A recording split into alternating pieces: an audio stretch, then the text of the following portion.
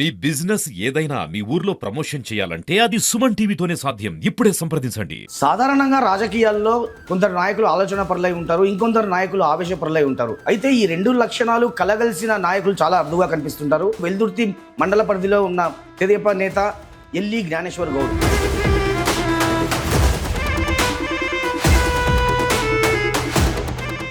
Faction వేతలను స్వయంగా అనుభవించిన చరిత్ర మీదే అంటారు. ఫ్యాక్షన్కి ఏమాత్రం కూడా ఈ నేపథ్యంలో కాట్సాని రాంభూపాల్ రెడ్డి గారి నుంచి చాలా ఇబ్బందులు ఎదుర్కొన్నారంటుంటారు. సత్యరెడ్డి గారు ఏమంట ఉన్నందువల్ల ఎన్నో అనేకమైన కష్టాలు పడ్డాం. మరి కాంగ్రెస్ పార్టీలోకి ఎందుకు వెళ్లాల్సి వచ్చిందండి? సత్యరెడ్డి గారు ఓటమి తర్వాత రాజకీయంగా సపోర్ట్ చేయలేకపోయాడు. జ్ఞానేశ్వర్ గౌడ్ కోపిష్టి అంటుంటారు. మౌనంగా ఉంటే పిరికివాని కిందికి పోతుంది. మరి మీరు గతంలో గన్ కోసం ఎందుకు లైసెన్స్ అప్లై చేశారు? పార్టీలో అసలు మీ జీవితాశయం ఏంటండి? నమస్తే, వెల్కమ్ టు సుమన్ టీవీ. నేను మీ నందకిషోర్. సాధారణంగా రాజకీయాల్లో కొందరు నాయకులు ఆలోచన పరులై ఉంటారు, ఇంకొందరు నాయకులు ఆవేశపరులై ఉంటారు. అయితే ఈ రెండు లక్షణాలు కలగలిసిన నాయకులు చాలా అరుదుగా కనిపిస్తుంటారు. అలాంటి వారి కోవకే చెందుతారు వెల్దుర్తి మండల పరిధిలో ఉన్న తెదేపా నేత ఎల్లి జ్ఞానేశ్వర్ గౌడ్. ప్రస్తుతం ఆయన మనతో ఉన్నారు, తనతో మాట్లాడే ప్రయత్నం చేద్దాం. సార్ నమస్తే అండి. జ్ఞానేశ్వర్ గౌడ్ నమస్తే. నమస్తే అండి. సార్ ఎలా ఉన్నారు? బాగున్నానండి. సో ముందుగా వెల్కమ్ టు సుమన్ టీవీ అండి. Thank you. మీ కుటుంబ పెద్దలు కావచ్చు, మీ తండ్రులు కావచ్చు, మీ తాతలు కావచ్చు, అంటే మధ్యతరగతి కుటుంబానికి చెందినవారా లేకుంటే ఆర్థికంగా స్థితిమంతుల కుటుంబం నుంచి వచ్చారండి మీరు? మనం దాదాపుగా ఈరోజు మీరు అడిగిన దాని మీద నేను మధ్యతరగతి కుటుంబకుని. జనరల్గా మా ఫేర్ఫార్ shop dealer and ration dealer plus excise contractor మా ఫాదర్. దాన్ని మేము కాస్త రాజకీయంగా ఉండడంతో ఈ రాజకీయానికి కాస్త పొలిటికల్గా ఎక్సైజ్ డిపార్ట్మెంట్ తరఫున మేము పోవడంతో కొంత పొలిటికల్గా మమ్మల్ని లాక్కోవడం జరిగింది. దాదాపుగా అక్కడి నుంచి రాజకీయంలోకి అరంగేయడం జరిగింది. మీకున్న విద్యార్హతలు ఏంటి? మీరు ఇంత దాకా ఎక్కడెక్కడ చదివారండి అసలు? నేను యాక్చువల్గా నా స్టడీ వచ్చేసి 10th క్లాసు ఇక్కడ వెల్దుర్తి. ఇంటరు మరి డోన్లో గవర్నమెంట్ కాలేజ్లో చేశాను. ఇంటర్ డిస్కంటిన్యూ చేశాను. కుటుంబ రాజకీయ నేపథ్యం గురించి చెప్తే, మీ కుటుంబానికి అంటే మీ పెద్దల కాలంలో రాజకీయ నేపథ్యం ఉంది మీ కుటుంబానికి అని చెప్పారు. చిన్న వాళ్ళు అందరూ కూడా పార్టీలో ఉన్నారు ఆల్రెడీ రాజకీయంగా. మేము నాకు తెలిసి టీడీపీ పార్టీ వ్యవస్థాపించినటువంటి 1983లో పార్టీని స్థాపించినటువంటి గౌరవ కీర్తిశేషులు నందమూరి తారక రామారావు గారు యొక్క అప్పటి నుంచి కూడా నాకు తెలిసి నేను చదువుకునేటువంటి వయసులో మా చిన్న వాళ్ళు మండలానికి అధ్యక్షునిగా టీడీపీ తరఫున నిలబెట్టడం జరిగింది. అప్పటి నుంచి కూడా నేను 83 నుంచి కూడా పార్టీలో ఉండడం జరుగుతుంది. అప్పట్లోనే ప్రచారానికి దానికి పోయేటువంటి వాళ్ళం. అక్కడ ఇంకా కాస్త మేము ఎక్సైజ్ కాంట్రాక్టర్ మార్కెట్లో కొంచెం ఉండడంతో పొలిటికల్గా మమ్మల్ని లాక్కోవడం జరిగింది నాయకులు. దానికి అనుగుణంగానే అదే కోవల్లోనే నేను రావడం జరుగుతుంది. ఫ్యాక్షన్ వేతలను స్వయంగా అనుభవించిన చరిత్ర మీదే అంటారు. ఫ్యాక్షన్ గ్రామము ఈరోజు వెల్దుర్తి మండలంలో దాదాపుగా ఫ్యాక్షన్ గ్రామాలు చాలా ఉన్నాయి.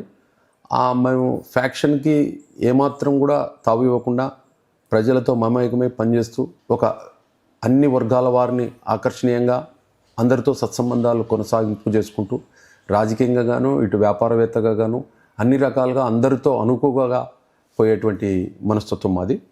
అందుకే మేము ఫ్యాక్షన్ జోలికి కానీ అలాంటి దానికి తావివ్వకుండా అలాంటి గ్రామాలు ఎన్నెన్నో ఉన్నా వాళ్ళతో సంబంధము అన్నదమ్ముల మాదిరిగా ఉన్నటువంటి వాస్తవాన్ని వాళ్ళందరికీ చెవి చూసుకుంటూ వచ్చినటువంటి వాస్తవాన్ని మీ ముందర తెలియజేస్తున్నాం. బిజ్జం సత్యం రెడ్డి వర్గానికి చెందిన వారండి మీరు. ఈ నేపథ్యంలో కాట్సాని రాంభూపాల్ రెడ్డి గారి నుంచి అంటే వారి వర్గం నుంచి కావచ్చు, వారి నుంచి కావచ్చు, చాలా ఇబ్బందులు ఎదుర్కొన్నారంటుంటారు. యాక్చువల్గా మేము 83లో టీడీపీలో ఉండేది వాస్తవము. మేము ఈ యొక్క మండలంలో వెల్దుర్తి మండలం బనగానపల్లిలో ఉండేది. ఈ బనగానపల్లిలో ఉన్నప్పుడు సత్యం రెడ్డి గారు మా ఇల్లు మా దగ్గర ఇక్కడ నివాసం ఉండి కాస్త మేము ఆయనకు షెల్టర్ చేయడము, మేము టీడీపీలో ఉండడము, ఆయనకి ఎమ్మెల్యేగా నిలబెట్టడము అనేది కూడా జరిగినది వాస్తవమే.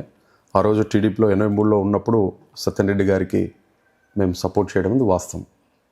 దాంట్లో ఈ రాంభూపాల్ రెడ్డి గారికి సత్యం రెడ్డి గారికి ఆల్రెడీ వాళ్ళకు విభేదాలు ఉండేది వాస్తవమే అందరికీ. కానీ మేము ఆ రోజుట్లో సత్యం రెడ్డి గారు ఏమంట ఉన్నందువల్ల ఎన్నో అనేకమైన కష్టాలు పడ్డాం, చాలా ఆర్థికంగా ఇబ్బందులు పడ్డాం. మాకు చేసేటువంటి ఆర్థిక ఈ యొక్క వైన్ షాప్లు అయితేనేమి, మాకు సారాయి కాంట్రాక్టర్లు అయితేమి అవన్నీ కూడా ఉండేవి మాకు.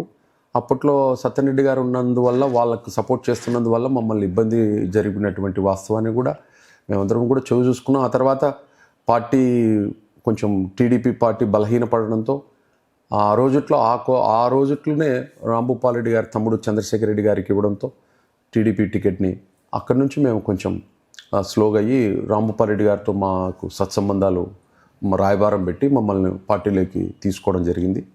అట్లే కొనసాగింతూ తెదేపా ఆవిర్భావం నుంచి కూడా ఆ పార్టీలోనే ఉన్నారు అని చెప్తున్నారు మీరు. మరి కాంగ్రెస్ పార్టీలోకి ఎందుకు వెళ్ళాల్సి వచ్చిందండి? అప్పుడు జరుగుతున్నటువంటి ఇబ్బందులు చాలా ఫేస్ చేయలేక, అప్పుడు మమ్మల్ని ఆదుకోలేక, సత్యరెడ్డి గారు ఓటమి తర్వాత ఆయన మాకు రాజకీయంగా సపోర్ట్ చేయలేకపోయాడు. మా మీద అనేకమైన దాడులు జరిగాయి, అనేకమైన కేసులు బరాయించుకున్నాం. అప్పట్లో మేము ఆ యొక్క టీడీపీ పార్టీలో ఉన్నప్పుడు దాదాపుగా చాలా ఇబ్బందులు ఎదుర్కొని ఇది ఫ్యాక్షన్ జోన్లోకి వెళ్ళిపోయే అవకాశాలు ఎక్కువగా ఉన్నాయి. కాబట్టి మనం ఎప్పుడైతే నాయకుడు సరైన లోపం లేనప్పుడు వల్ల మేము అప్పుడు రాంభూపాల్ రెడ్డి గారికి సహకరించడం జరుగుతుంది. బిజ్జం పార్థసారథి రెడ్డి తెరపై నుంచి వెళ్ళిపోయిన తర్వాత మీరు కూడా దాదాపుగా తెరమరుగయ్యారు అంటుంటారు. అంటే దాదాపు అజ్ఞాతంలోకి వెళ్ళిన పరిస్థితి అంటుంటారు. యాక్చువల్గా నేను బెజ్జం పార్థసారథి రెడ్డి టైంలో నేను కాంగ్రెస్లో ఉన్నాను, ఆయన టీడీపీలో ఉన్నాడు. ఆయన ఎమ్మెల్యే, నేను మండల ప్రెసిడెంట్. దాదాపుగా నాకు ఆ టైంలోనే బెజ్జం పార్థసారథి రెడ్డి 2.5 సంవత్సరము, ఆ తర్వాత గవర్నమెంట్ తెలుగుదేశం గవర్నమెంట్ పోయి కాంగ్రెస్ గవర్నమెంట్ రాజశేఖర రెడ్డి గారు గౌరవ ముఖ్యమంత్రిగా చేయడం జరిగింది. ఆ రోజుట్లో రాంభూపాల్ రెడ్డి గారు వెనువెంట ఉన్నాం. మళ్ళీ నాకు కంటిన్యూషన్గా మండలం తర్వాత కూడా జెడ్పీటీసీ కూడా ఇవ్వడం జరిగింది. ఆ రోజుట్లో తెరమరుగు కావడానికి ఏమీ లేదండి. ఆ రోజు మేము సత్యరెడ్డి గారు ఏమంటున్నాం, ఆ తర్వాత పార్థసారథి రెడ్డి ఏమంట ఉండలేక మేము అప్పట్లో చంద్రశేఖర్ రెడ్డి గారికి వీళ్ళు ఒక టర్ము నిలబడలేదు, సత్యంరెడ్డి గారి కొడుకు. దాని నుంచి చంద్రశేఖర్ రెడ్డి గారు నిలబడంతో మేము పార్టీ భూపాల్ రెడ్డికి వెళ్ళి రావడం జరిగింది. వెల్దుర్తి ఎంపీపీగా మీరు చేసిన అభివృద్ధి ఏంటండి అసలు? వెల్దుర్తి ఈరోజు ఒక విద్య పట్ల కానీ, హెల్త్ పరంగా కానీ, తాగునీటి సమస్య కానీ చాలా వరకు ఉన్నటువంటి సమస్యలన్నింటిని కూడా తీవ్రమైనటువంటి సమస్యల్ని పరిష్కారం చేసుకుంటూ వచ్చాం. ఎందుకంటే ఈరోజు విద్య దాదాపుగా ఈరోజు డాక్టర్ బిఆర్ అంబేద్కర్ స్కూల్ 18 ఎకరాలు ఉన్నటువంటి ల్యాండ్ని అక్కడ పేదలకు ఇండ్ల పట్టాలు ఇవ్వడం జరుగుతూ ఉండే. ఆ రోజు ఆ పట్టాలు నిరుపయోగంగా ఉన్నాయి, ఎవరు కూడా కట్టించుకోలేని స్థితిలో ఉన్నారు. ఆ స్థలాల్లో ఎవరు పోలేక పరిస్థితిలో ఉంటే దాదాపుగా ఆ యొక్క స్థలాన్ని డాక్టర్ బిఆర్ అంబేద్కర్ స్కూల్ని నిర్మాణం చేసి ఆ స్కూల్ని ఏర్పాటు చేయడం జరిగింది. దాదాపుగా 9 కోట్లకు ఆ రోజుల్లో 2011 టైంలో నిర్మాణం జరిగింది. కేఈ ప్రభాకర్ గారు ఎమ్మెల్యేగా ఉన్నప్పుడు అది డాక్టర్ బిఆర్ అంబేద్కర్ స్కూలు నిర్మించడం జరిగింది. ఇదే విధంగా కస్తూర్బా దాదాపుగా 20 మంది నుంచి వచ్చినటువంటి పిల్లల్ని దాదాపుగా ఈరోజు 500-600కు స్ట్రెంత్ పెరిగేటట్ల బడీడి పిల్లల్ని ఎవరైతే చదువు లేనటువంటి బడికి పోకుండా పనులకు పోతున్నటువంటి పిల్లలందరినీ కూడా తీసుకురావడం కోసం ఆ రోజుట్లో మనం కస్తూర్బా స్కూల్ని నిర్మాణం చేసి దాదాపుగా ఇప్పుడున్నటువంటి స్ట్రెంత్ చూస్తే 800-900 దాకా స్ట్రెంత్ 6th to ఇంటర్ వరకు ఈరోజు తేగలిగినామంటే విద్య పట్ల ఈరోజు మనకు లీడర్లు ఆ రోజు సహకరించారు. దాన్ని వెనువెంట సంబంధిత అధికారులతో వెంటపడి ఆ స్కూల్ని శాంక్షన్ తీసుకొని వచ్చి ఈరోజు కస్తూర్బా అయితేనేమి, మరి డాక్టర్ బిఆర్ అంబేద్కర్ స్కూల్ అయితేనేమి, జ్యోతిరావు పులే అయితేనేమి, ఈరోజు జ్యోతిరావు పులే స్కూల్ని తీసుకొని వచ్చి దాదాపుగా ఒక విద్యానికేతన్ అనే మా ఫాదర్ ఫ్యామిలీ ఫ్రెండ్ ఉంటే వాళ్ళ స్కూల్ని నేను అద్దెకు తీపిచ్చి ఆ స్కూల్ని నిర్మాణం చేసి 1000 మందికి దాకా 6th to ఇంటర్ వరకు జ్యోతిరావు పులే స్కూల్ని నిర్మాణం చేసి నిర్మాణం కొరకు 11 ఎకరాలు ఏర్పాటు చేసి అవన్నీ కూడా ఇప్పుడు నిర్మాణం చేస్తున్నటువంటి వాస్తవాన్ని విద్య పట్ల దాదాపుగా గర్ల్స్ హై స్కూలు, దాదాపుగా బాయ్స్ హై స్కూల్ 2 కంబైన్డ్గా ఉన్నటువంటి స్కూళ్ళని డివైడ్ చేసి బాయ్స్ని సపరేట్ చేసి గర్ల్స్ని సపరేట్ చేసి ఆ స్కూళ్ళని విద్య పట్ల ఎంతో ఆసక్తిగా అన్ని పిల్లలకు, మహిళలకు, పేరెంట్స్కు మంచి పేరు వచ్చేటట్టుగా పిల్లలకు అందరికి కూడా మంచి విద్య అందించడానికి స్కూళ్ళను ఏర్పాటు చేసి డివైడ్ చేసి ఈరోజు విద్య తీసుకొని వచ్చినామంటే చాలా వరకు లీడర్లు కూడా నాకు సహకారం చేశారు. అప్పుడు లీడర్లు కానీ ఇప్పుడు లీడర్లు కానీ నా పట్ల ఎప్పుడు అసభ్యంగా మాట్లాడలేదు. వాళ్ళకు నేను అనేకమైనటువంటి సేవను అందించాను, వాళ్ళ కృతజ్ఞత నిలబెట్టుకున్నారు, నేను డెవలప్మెంట్ చేసి చూపించాను. తెదేపా నేత జ్ఞానేశ్వర్ గౌడ్ బలం ఏంటి, బలహీనతలు ఏంటండి అసలు? తెదేపా నేత బలం జనం, డెవలప్మెంట్, గ్రామ సమస్యలు, ప్రజా సమస్యలు, అనేకమైనటువంటి వాళ్ళ యొక్క వాళ్ళకందరికి కూడా నేను ఎప్పటికెప్పుడే అప్డేట్ వాళ్ళు వచ్చినటువంటి సమస్యల్ని పరిష్కారం చేస్తుంటే ప్రజా ఆదరణ ఉండబట్టి మనం ప్రజలతో మమేకమై పనిచేస్తున్నాం కాబట్టి 30 సంవత్సరాలుగా కొనసాగుతున్నానంటే ప్రజల యొక్క మన్ననలు, గ్రామం యొక్క శ్రేయస్సు పట్టించుకుంటాడు. ఈయన ఏ విషయానికి వచ్చినా, చర్చికి వచ్చినా, మసీదుకి వచ్చినా, గుడికి వచ్చినా అన్ని విషయాలు ఈ గ్రామంలో ఇలాంటి లీడర్ ఉండాలి అనేటువంటి సహృదయం ఆ సోదరులు, సోదరి మనులు అందరూ కూడా నాకు సహకరిస్తున్నందువల్లనే ఇక్కడ 30 సంవత్సరాలుగా కొనసాగుతూ ప్రజలతో మమేకమై పనిచేస్తూ ఉన్నా. జ్ఞానేశ్వర్ గౌడ్ కూపిష్టి అంటుంటారు. ఇప్పుడు యాక్చువల్గా మౌనంగా ఉంటే అది పిరికివాని కిందికి పోతుంది. కాస్త వాస్తవాన్ని మాట్లాడేవాడిని ఎప్పుడైనా కానీ వాళ్ళ యొక్క ప్రభావం, అసుర ప్రభావం ఎక్కువగా ఉంటుంది. అందుకే ఈ కలియుగం ఇది. దాదాపుగా మనం ధర్మం కోసం మనం పోరాడుతుంటే అధర్మాన్ని కిందికి దిగజారాలా అనేటువంటి వాళ్ళు కొంతమంది ఉంటారు. వాళ్ళకి మనం ఎమోషనల్గా మాట్లాడడానికి కోపమని అనుకుంటుంటారు. కానీ జనం నన్ను ఆదరిస్తున్నాం కాబట్టే సాత్వికంగా మనిషి, మంచి హృదయస్తుడు, గ్రామ శ్రేయస్ కోరే, ప్రజా శ్రేయస్ కోరేటువంటి లీడర్ కాబట్టి మనల్ని ఈరోజు 30 సంవత్సరాలుగా ఒక లీడర్గా చలామణవుతున్నా అంటే అదే మీకు నిదర్శనం. దాదాపుగా 6 అడుగుల ఎత్తు, గుర్రు మీసాలు, తీక్షణమైన కంటి చూపు, ఇలాంటి ఆహార్యం మీది. జనాలు మీ దగ్గరకు వస్తారంటారు. అసలు మనకుండేటువంటి టీవీకి ప్రజాదరణ ఏదో ఊహించి ఏదో అనుకునేటువంటి భయభ్రాంతులకు గురి అయ్యేటువంటి మనస్తత్వాలకు ఇక్కడికి వచ్చినాక వాళ్ళతో నాతో జర్నీ చేసిన తర్వాత, నాతో సత్సంబంధాలు ఏర్పరిచిన తర్వాత వాళ్ళు లైఫ్ లాంగ్లో ఇలాంటి వ్యక్తిని ఎట్లా కలిసామబ్బా, ఇంత పర్ఫెక్ట్గా, ఇంత ధార్మికంగా, ఇంత ఆధ్యాత్మికంగా, ఇంత ప్రజాశ్రేయస్సు, ఇంత గురుబోధనతో, గురువులతో ఉండేటువంటి ఇలాంటి పొలిటికల్గా ఉన్న వ్యక్తి ఇట్లా ఉన్నాడా, మేము వినేది ఒకటి, చూసిండేది ఒకటి అనేటువంటి వాస్తవాలు ఎన్నో చూసిన, ఎంతోమంది జనం అనుకోగా నేను కూడా విన్నాను.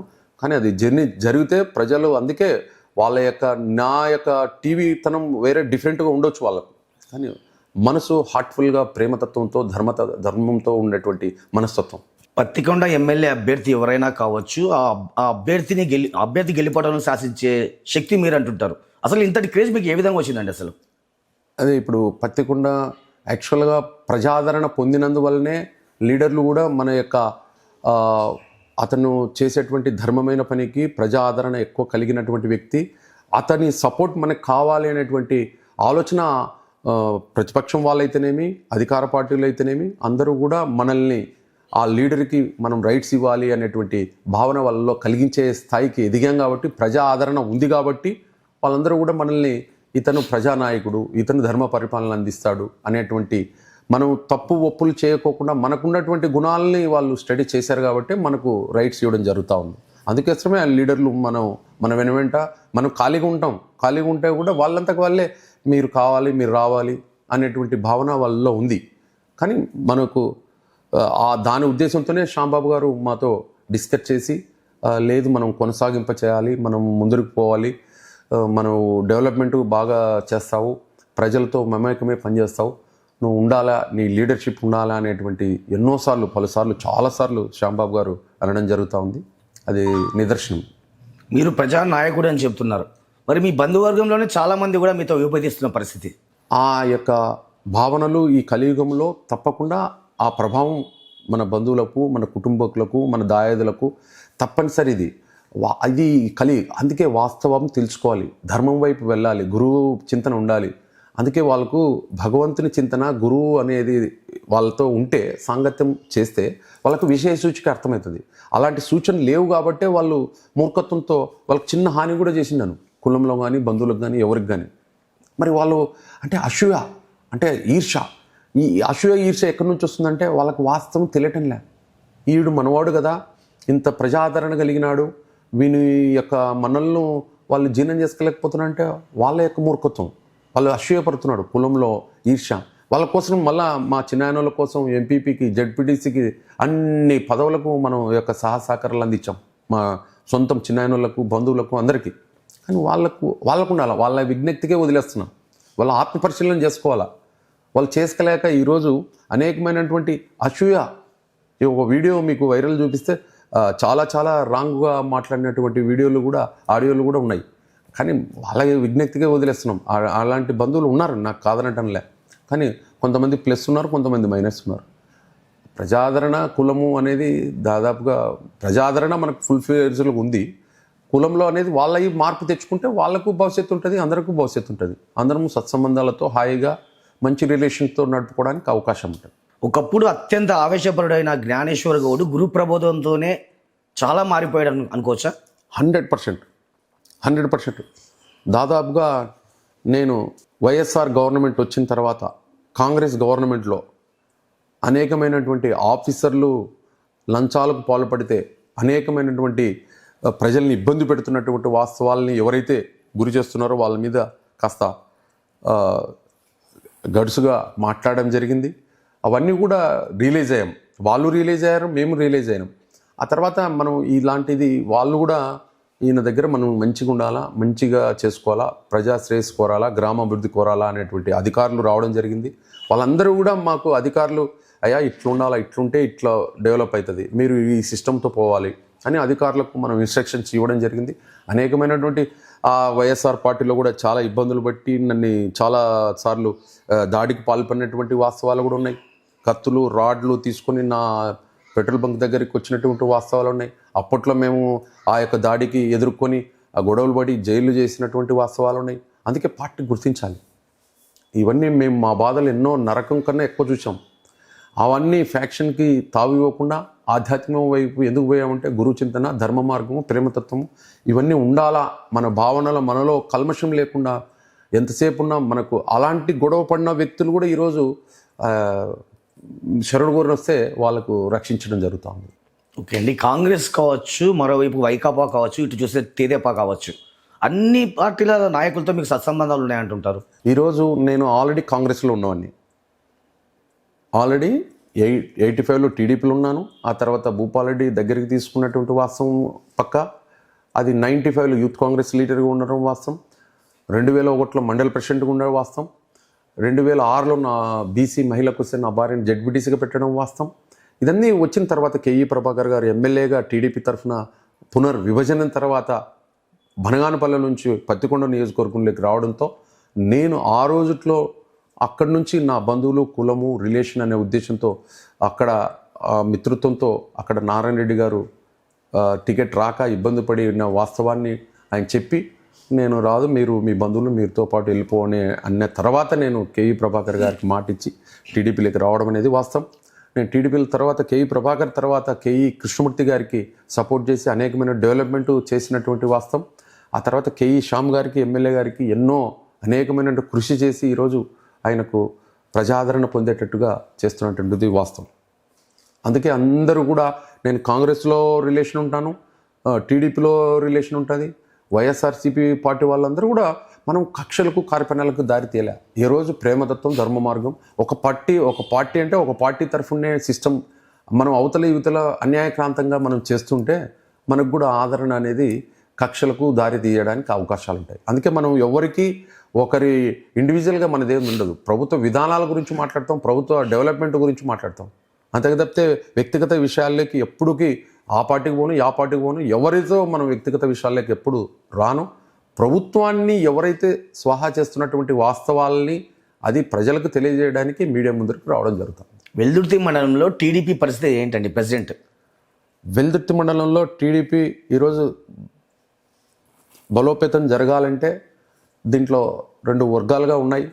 దీంట్లో మా వర్గంలో మండల తెదేపాలో వర్గపోరు ఉందని మీరు ఒప్పుకుంటున్నారు? 100% వర్గపోరు ఉన్నందువల్లనే ఈరోజు ప్రతిపక్షాలకు తావిస్తున్నాం. ఆ తావి ఇవ్వకూడదు అనేటువంటి సోదరభావంతోనే మనం కలిసికట్టుగా పని చేయాలా. ఒక ఈర్ష్యాభావం మనలో కలగకుండా పార్టీని ముందుకు ఈరోజు ఈ పార్టీ శ్యాంబాబు గారిని గెలిపించుకున్నాం. ఈ మండలంలో ఫస్ట్ టైం మండలాలు పుట్టిన తర్వాత టీడీపీకి మెజారిటీ రావడం అనేది ఫస్ట్ టైం. ఇప్పుడు శ్యాంబాబు గారికి మెజారిటీ రావడం అనేది వెల్దుర్తి మండల హెడ్ క్వార్టర్లో 1800 మెజారిటీ ఈరోజు తీసుకొచ్చాం. దాదాపుగా 13,500 ఓట్లు వెల్దుర్తి టౌన్. మరి ఇంత మెజారిటీ తెచ్చిన మిమ్మల్ని పత్తికొండ ఎమ్మెల్యే శ్యాంబాబు గారు సరైన అంటే సముచిత ప్రాధాన్యం మీకు ఇవ్వట్లేదు అనే ఒక వాదన ఉంది. దీనిపై మీరేమంటారండి? ఇప్పుడు చాలామందికి చాలా రకాలుగా నాకు శ్యాంబాబు గారికి ఉన్నటువంటి అది మేము కులము, బంధువులం. చాలా వరకు ఎమ్మెల్యే మా మనిషి అనేటువంటి భావన ప్రజల్లోకి వెళ్ళిపోయింది. ఆ తర్వాత ఆయనని నేను మంచి కోరాలా, ఆయనకి అందరు కావాలా. ఒక జ్ఞానేశ్వర గౌడ్ ఒక్కడే కాదు, ఆయనకు అందరు కావాలన్నప్పుడు ఆయన నన్ను కొంచెం అట్లా అనే దాని మీద అంటే ఆయన నేను చేసే డెవలప్మెంట్కి ఏ రోజు కూడా మనకు ఆటంకం చెప్పలేదు, ఎప్పుడు కూడా నన్ను ఇబ్బంది పెట్టలేదు. నేను చేస్తున్న పనులు చేయన్నా ఇంకా ముందర గోహెడ్ అనేటువంటి వాస్తవాన్ని నేను చెప్పగలుగుతున్నా. ఆయన నాకు ఏ రోజు కూడా నన్ను ఇబ్బంది ఇది చేయొద్దు అది చేయొద్దు అని నాకు ఎప్పుడు కూడా ఏ రోజు చెప్పలే. నేను వాస్తవాలు జనాల్లో రకరకాలుగా మాట్లాడుతుంటారు, అది అవాస్తవము.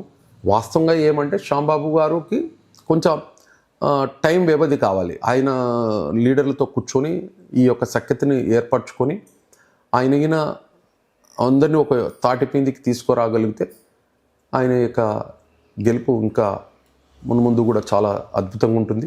ఆయనగిన తొందరగా అలర్ట్ కావాలనేటువంటి సిచ్యువేషన్ ఇప్పుడు ఉంది. కాబట్టి స్థానిక ఎలక్షన్లు వస్తున్నాయి. మాలో ఎప్పుడైతే ఆయన గెలుపు కోసం అందరం కలిసికట్టుగా పనిచేసామో అవతల వ్యక్తులు కూడా సేమ్ ఎట్లా అప్పుడు అందరం కలిసికట్టుగా పనిచేసుకుని డెవలప్ చేసుకున్నాం అనే భావన వాళ్ళలో కూడా రావాలి.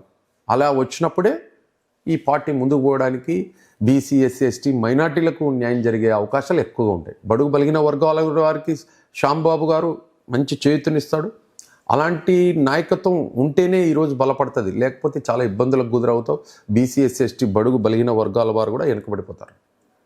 శ్యాంబాబు గారు ఇప్పుడు ఆ విషయాన్ని తేల్చుకొని పార్టీలో ఉన్నటువంటి ఏవైతే పొరపచ్చలు ఉన్నాయో వాటన్నిటిని ప్రక్షాళన చేసుకొని సరైనటువంటి పద్ధతిలో నడిపించాలని. ఓకే అండి, ప్రెసెంట్ పాలిటిక్స్ పై మీ ఒపీనియన్ ఏంటండి? అంటే ఇప్పుడు ఈ ప్రస్తుత రాజకీయాలన్నీ కూడా పూర్తిగా స్వార్థంతో కూడుకున్న రాజకీయాలు, డబ్బుతో ముడిపడిన రాజకీయాలు అంటుంటారు. మీ అభిప్రాయం ఏంటండి ఈ విషయంలో? ఈరోజు దాదాపుగా నేను గౌరవ ముఖ్యమంత్రి నారా చంద్రబాబు నాయుడు గారికి తద్వారా మీడియా ద్వారా తెలియజేస్తుంది ఏంటంటే, ముఖ్యమైన విషయం, నేను 2014 ఆ ప్రాంతంలో కిరణ్ కుమార్ రెడ్డి గవర్నమెంట్లో మేజర్ పంచాయతీ ఆ రోజుట్లో బీసీ మహిళకు వస్తే నేను కంటెస్ట్ చేయడం జరిగింది. నా భార్యతో కంటెస్ట్ చేయించాం. ఆ రోజుట్లో 2 ఓట్లకు గెలిచిన 237 8 వార్డులు, 6 వార్డుల వైఎస్ఆర్ కాంగ్రెస్ వాళ్ళని సర్పంచ్గా ఇనామినేట్ చేసినటువంటి వాస్తవాన్ని డిక్లరేషన్ ఇచ్చి దౌర్జన్యంగా తీసుకుపోయినటువంటి వాస్తవం. ఇప్పుడున్న రాజకీయాల్లో అంత కష్టపడి మనం పార్టీ చేసాం. ఆ రోజుట్లో చంద్రబాబు గారికి చెప్పాం, గౌరవ ప్రతిపక్ష నాయకుడిగా ఉన్నాడు. ఆ రోజుట్లో ఫోన్ చేసి చెప్పాడు, కేఈ ప్రభాకర్ గారు మేమిద్దరం మాట్లాడిన తర్వాత పార్టీ వచ్చిన తర్వాత నీకు న్యాయం జరుగుతుంది, కొంచెం ఓపిక పట్టప్ప అని చెప్పడం జరిగింది సార్ గారు. ఆ తర్వాత కేఈ కృష్ణమూర్తి గారు డిప్యూటీ సీఎం, రెవెన్యూ మినిస్టర్ అయినారు. ఆ తర్వాత నాకు ఆ ఓటమి బాధ మనకు కనపడకుండా కేఈ కృష్ణమూర్తి, భగవంతుని యొక్క కృప ఉండబట్టి డిప్యూటీ సీఎంగా కేఈ కృష్ణమూర్తి రావడం, ఆ యొక్క ఎవరైతే మోసపూరితమైనటువంటి గెలుపు కాదని ఆ రోజు భగవంతుడు మనకు కేఈ కృష్ణమూర్తి గారికి డిప్యూటీ సీఎం ఇవ్వడం, నేను ఇన్ఛార్జ్గా ఉండడం, ఆ సర్పంచ్ ఆటోమేటిక్గా వాళ్ళు మోసం అనేది డమ్మి అయిపోయారు. వాళ్ళు కూడా చైర్మన్ పదవి ఎక్స్పెక్ట్ చేశారు మీరు, కానీ అది రాలేదనే ఆవేదన మీలో కనిపిస్తుందండి. నేను కూడాకు అప్లై చేసినాను, డీసీఎంఎస్కి అప్లై చేసినాను, కూడాకు అప్లై చేసినాను. నేను కొంతమంది లీడర్ల దగ్గరకు కూడా పోయి చెప్పుకున్నాను. మా ఎమ్మెల్యే గారు నాకు లెటర్ ఇచ్చాడు, ఎంపీ గారు నాగరాజు గారు లెటర్ ఇచ్చారు, తిక్కారెడ్డి పార్టీ అధ్యక్షుడు లెటర్ ఇచ్చాడు, పల్లనేని శ్రీనివాసరావు గారు వాళ్ళు లెటర్ ఇచ్చారు, శ్రీనివాసరావు గారు కూడా లెటర్ ఇచ్చారు. వీళ్ళందరూ ఇచ్చిన తర్వాత కూడా నాకు ఆల్రెడీ పార్టీ ఆఫీస్ నుంచి నాకు ఫోన్ చేసి సభ్యత్వం కార్డు అడిగారు. సభ్యత్వం కార్డు కూడా ఇచ్చాను. ఇంటెలిజెన్స్ వాళ్ళు రిపోర్ట్ అడిగినారు. వాళ్ళందరికీ అడిగినాక నేను కొంతమంది పెద్దలను అడిగితే వచ్చే అవకాశాలు ఉన్నాయి, నీవే బీసీల్లో కంటెస్ట్ చేయడం జరిగింది, నువ్వు అడగడం జరిగింది, నీకు వచ్చే అవకాశాలు ఎక్కువ ఉన్నాయని కొంతమంది చెప్పారు. ఆ తర్వాత రాలేదంటే సర్లే అనుకున్నాం మనం. సరే, ఇది ఏది ఏమైనా గ్రహించాల్సినటువంటి బాధ్యత, ఇంత సిన్సియారిటీగా ఇంత ప్రజల మధ్యన ప్రజాభిప్రాయాల కొరకు పనిచేసేటువంటి మాలాంటి వాళ్ళని గుర్తించాల్సినటువంటి పార్టీ చాలా సపోర్ట్ చేయాల్సిన ఆవశ్యకత ఎంతైనా ఉంది. పదవులు అనుభవించిన వాళ్ళకే మళ్ళీ పదవులు ఇవ్వకూడదనే ఆలోచన పార్టీ అధిష్టానంలో రావాలంటారు. 100%. అంటే ఒక విధంగా చూస్తే సోమశెట్టి గారికి కూడా చైర్మన్ ఇవ్వడం మీకు ఇంట్రెస్ట్ లేదు, మీకు నచ్చలేదు అనుకోవచ్చా? ఇప్పుడు నేను నచ్చలేదని కాదు, పార్టీ గ్రహించాలి, ఇచ్చిన వ్యక్తులకు ఇవ్వకూడదు. 3 సార్లు ఇవ్వడం అనేది చాలా బాధాకరమైన విషయం. ఒక ఆయన అనే విషయం కాదు, ఏదైనా కానీ సిన్సియారిటీగా పనిచేస్తున్నటువంటి వ్యక్తులు గ్రహించాలి, ఇంటెలిజెన్స్ రిపోర్ట్ తీసుకోవాలి. అది తీసుకుంటేనే పార్టీ ముందుకు పోతుంది. ఈరోజు ఇంత కష్టంతో ఎందుకు చెప్తున్నామంటే కష్టపడిన వ్యక్తులకు న్యాయం జరగలేదని ప్రజల్లో ఒక వేవ్గా వెళ్ళిపోతుంటుంది.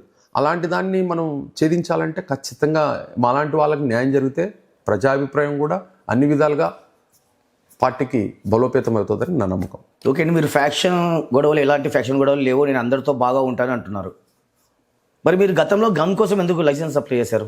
ఇప్పుడు యాక్చువల్గా నేను పార్టీలో నేను ఎంతో మందితో సత్సంబంధాలు ఉన్న వాళ్ళలో భావన ఎలాంటి భావన ఉండేది కూడా తెలియదు. యాక్చువల్గా ఇది ఫ్యాక్షన్ విలేజ్లు ఉన్నాయి, ఫ్యాక్షన్ నాయకులు ఉన్నారు, మిత్రత్వంతోనే ఉంటారు, శత్రువుగా తయారవుతుంటారు. వాళ్ళ భావనల్లో వాళ్ళ మనసులో ఎలాంటి భావనలు ఉంటాయో నేను అలర్ట్ కావడం అనేది నా సేఫ్ కోసం నేను అప్లై చేయడం జరిగింది. నేను ఒక మండల్ ప్రెసిడెంట్గా, ఒక జెడ్పీటీసీగా నేను యాక్చువల్గా నేను ఎప్పుడు వెపన్ అడిగినానంటే కాంగ్రెస్ గవర్నమెంట్లో అడగలేదు, టీడీపీ గవర్నమెంట్లోకి వచ్చినాక వెపన్ అడగడం జరిగింది. అంటే ఎలాంటి అంటే నేను ఒక ఫ్యాక్షన్ వాళ్ళతో జర్నీ చేసినటువంటి వాస్తవాన్ని గమనించాను. వాళ్ళతో సత్సంబంధాలు ఉన్నంతసేపు నాతో మిత్రత్వంతోనే ఉంటారు, కానీ ఆ తర్వాత యూతులు వచ్చిన తర్వాత కూడా ప్రేమతో అందరంతోనే ఉంటాం. కానీ వాళ్ళ యొక్క భావన ఎలాంటి భావన ఉంటుంది అనేది తెలియదు మనకు.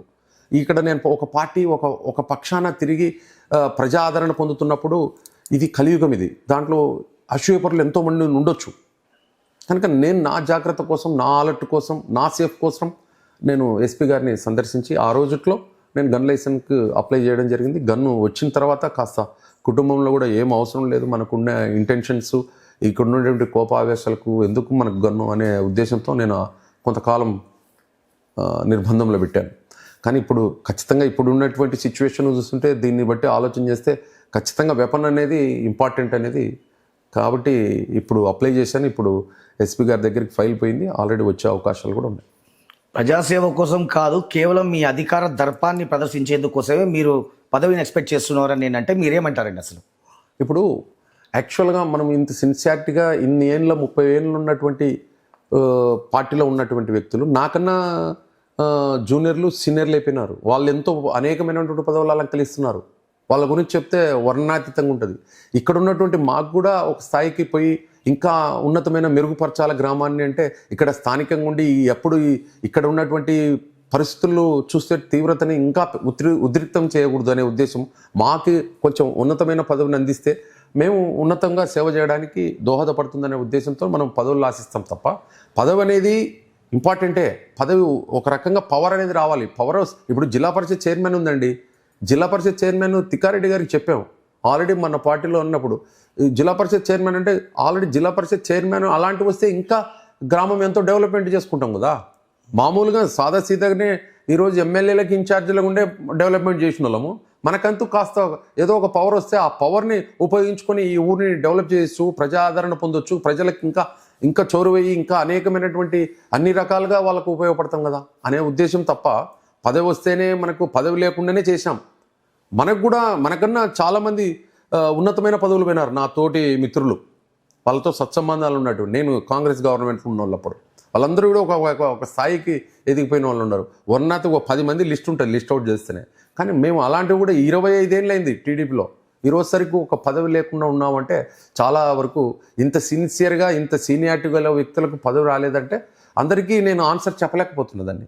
కాస్త మనకైతే ఒక ఉన్నతమైన పదవి కావాలనేది నేను, నా ప్రజలు, నా మిత్రత్వము, నా క్యాడరు అందరూ కూడా ఆశించేది నీకు ఒక ఉన్నతమైన పదవి ఏదో ఒకటి రావాలి అనేటువంటి భావన అందరిలో ఉంది. కాబట్టి మీ ద్వారా తెలియజేస్తాను.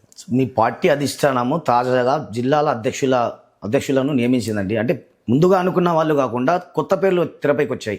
ఇలా ఎందుకు జరిగిందంటారు అసలు?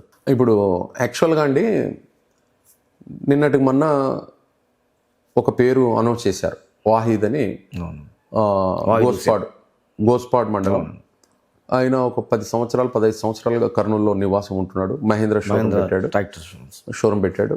అందరికీ సుపరిచితుడు, అందరికీ రాజకీయ పొలిటికల్గా ఆల్ పార్టీస్తో సంబంధాలు ఉన్నటువంటి వ్యక్తి. ఆయన వ్యాపారంగా అందరికీ పరిచయం ఉన్నాడు. పార్టీ పరంగా కష్టపడేవాడిని గ్రహించాలి. వాహిద్ భాష వ్యక్తిత్వంగా మంచోడే, వ్యాపారవేత్త. బట్ పొలిటికల్గా కెరీర్ కూడా ఆలోచన చేయాలి. ఒక పదవి ఇచ్చేటప్పుడు ఈయన ఎంత సేవ చేశాడు, ఈయన ఏం పదవులు అనుభవించాడు అని పార్టీ గ్రహించి ఈరోజు మార్పులు చేర్పులు అనేటివి సహజం, జనరల్గా జరుగుతుంటాయి. అలాంటి దాంట్లో తప్పేం లేదు. కానీ పార్టీ కూడా ఈ వీళ్ళందరినీ ఇప్పుడు బీదా రవిచంద్ర అయితేనేమి, రాబిన్ సింగ్ టీం అయితేనేమి, కిలార్ రాజేష్ అయితే వీళ్ళంతా ఓ టీములు ఏర్పాటు చేసుకున్నారు. ఆ టీం పార్టీ అధిష్టానం చెక్ చేసుకొని మనోభావాలు యొక్క మాలాంటి వాళ్ళ యొక్క లీడర్లను జిల్లాలో ఉన్నటువంటి వాళ్ళ మనోభావాలు తెలుసుకొని ఎవరైతే బాగుంటారని ఒక ప్రక్షాళన చేసి ఏర్పాటు చేసినటువంటి దాంట్లో ఇప్పుడు వాహిద్ బాష్ని డిలీట్ చేసి ఈరోజు గుడిసె కృష్ణమ్మని అనౌన్స్ చేయడం జరిగింది. అంటే ధర్మారం సుబ్బారెడ్డి బలమైన నేత కాదంటారా? Dharmaram Subbareddy almost all party కోసం కష్టపడ్డాడు. ఆయన సిన్సియారిటీ, ఆయనగా పార్టీలో ఏదో చేస్తున్నాడు. ఆయనకు ఇవ్వడం అనేది ఆ నంద్యాల డివిజన్లో ఈరోజు ఆయనని అడిగారు, చేశారు. అది ఆ నియోజకవర్గం సంబంధించినటువంటి వాస్తవం అన్నమాట. ఇక్కడ నాకు ఈ కర్నూలు జిల్లాలో సంబంధించిన మాట గుడిసె కృష్ణమ్మ, వాయిద్ భాష, ఇవన్నీ దాదాపుగా పార్టీ గ్రహించి ఎవరికి ఇస్తే న్యాయం జరుగుతుంది. పార్టీలో కష్టపడిన తాలూకులో కూడా కష్టపడిన నాలాంటి వాళ్ళు ఎంతోమంది ఉన్నారు. వాళ్ళ వాయిస్ కూడా వింటున్నాం మనం. అది పార్టీ గ్రహించాలి ఎవరికి చేస్తే బాగుంటుంది. చాలామంది చాలా రకాలుగా 2 పోస్టులు ఒకరికి అని అంటున్నారు. అది పార్టీకి గమనించాలి. ఇక్కడ ఇన్ఛార్జ్ మినిస్టర్లు గమనించాలి. జిల్లా మినిస్టర్లు అయితేనేమి అందరూ కూడా గమనించి పార్టీ ముందుకు తీసుకుపోయి క్యాడర్ని బలోపేతం చేసుకుంటే పార్టీ బలపడుతుంది అనేది నా నమ్మకం. చివరిగా ఒక ప్రశ్న అండి, అసలు మీ జీవితాశయం ఏంటండి? నాకు యాక్చువల్గా నేను పొలిటికల్గా, ఆధ్యాత్మికంగా, ప్యారలల్గా భగవంతుని చింతనలో ధార్మికంగా ఆధ్యాత్మిక శక్తిని ధర్మమైన మార్గంలో ప్రచారం చేస్తూ ప్రజలకు ఉపయోగపడుతూ ప్యారలల్గా ఎంతసేపు ఉన్న ఆధ్యాత్మికంగా కాకుండా ఒక ఆధ్యాత్మికమే కాకుండా పొలిటికల్గా ఉండి మైలేజ్ని పెంచి ప్రజలకు మంచి పరిపాలన అందించాలనేటువంటి ఆశయం నాలో ఉంది. భగవంతుని కృప. మరి ఈరోజు మనం కాస్త డెవలప్మెంట్ కోరాలన్నా, ప్రజాశ్రేయస్ కోరాలన్నా ఒక పవర్ అవసరం. ఒక ధార్మికంగా ఆధ్యాత్మికంగా ఉంటే ఒకటి సరిపోదు. ఈ 2 ప్యారలల్గా ఉంటే ఈ యొక్క ధర్మ పరిపాలన అందించడానికి దోహదపడుతుంది అనేటువంటి నా నమ్మకం. అందుకోసమే నేను ఈ యొక్క సోషల్ సమాజంలో ప్లస్ సోషల్ సమాజం కొరకు ధార్మికంగా ఆధ్యాత్మికంగా గురువులతో అనేకమైనటువంటి లక్ష దీపోత్సవము, అనేకమైనటువంటి కృష్ణమాలలు, వీటన్నిటిని కూడా వేయించుకుంటూ ధార్మికంగా ఆధ్యాత్మిక శక్తిని పెంపొందిస్తూ పొలిటికల్గా కూడా కెరీర్ని ఇచ్చినటువంటి ఎమ్మెల్యే గారు ఏదైతే రైట్స్ ఇచ్చినారో అవన్నీ కూడా ఏదైతే ప్రజలు మనల్ని నమ్మి ఓట్లేసి గెలిపించుకున్నారో ఆ నమ్మకాన్ని ఒమ్ము చేయకుండా మనం అభివృద్ధి వైపు ప్రజలకు మంచి తాగునీటి సమస్య, విద్య అయితేనేమి, ఆరోగ్య విషయంలో అయితేనేమి, అన్ని హాస్పిటల్స్ అయితేనేమి, అనేకమైనటువంటి విషయాల్లో ఎమ్మెల్యే గారు చొరవగా ఉంది. ఆ చొరవతోనే మనం పనిచేసుకుంటూ ముందుకు పోతున్నాం. జ్ఞానేశ్వర్ గౌడ్ చేతికి ఎముక లేదంటుంటారు కొందరు. అంటే గుప్తదానాలు కావచ్చు, సోషల్ సర్వీస్ కావచ్చు, చాలా చేస్తూ ఉంటారు మీరు అంటుంటారు. నాకు ఎలాంటి భావన ఉందంటే, నాకు ఏది జరుగుతున్నా నాకు ఈరోజు పొలిటికల్గా మైలేజ్ ఎలా ఉందో ఆధ్యాత్మిక చింతనతోనే, భగవంతుని కృపతోనే నాకు ఈ యొక్క ప్రజాదరణ. ఎప్పుడైతే ధర్మం కృష్ణుడిని మేము భగవంతుడి రాధాకృష్ణులను ఆరాధిస్తాను. ఈ రాధాకృష్ణుల యొక్క మనోభావాన్ని, వాళ్ళ యొక్క గురుతత్వాన్ని తెలుసుకున్నాం కాబట్టే మనం అలాంటి భావన ఉండాలనేటువంటి ఆలోచన ఉంది కాబట్టి ధార్మికంగా ఆధ్యాత్మికంగా ఉన్నది మనం ముందుకు పోతున్నాం. ఓకే అండి, చాలా చక్కటి విషయాలు చెప్పారు. Thank you very much. Okay viewers, మరో ఎపిసోడ్లో మరో గెస్ట్తో మళ్ళీ కలుద్దాం. Till then good bye.